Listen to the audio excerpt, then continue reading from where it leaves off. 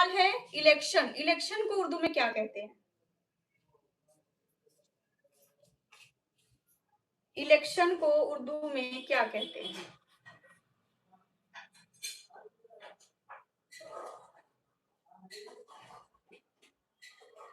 Election को पेशकश कहते हैं।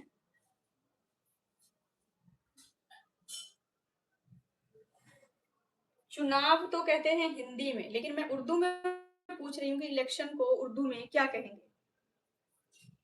इलेक्शन को उर्दू में क्या कहेंगे? मतदान। ओ भाई, मतदान तो हिंदी का लफ्ज है।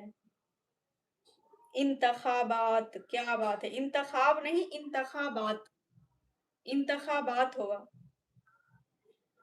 पोस्टपोन, याद नहीं आ रहा है।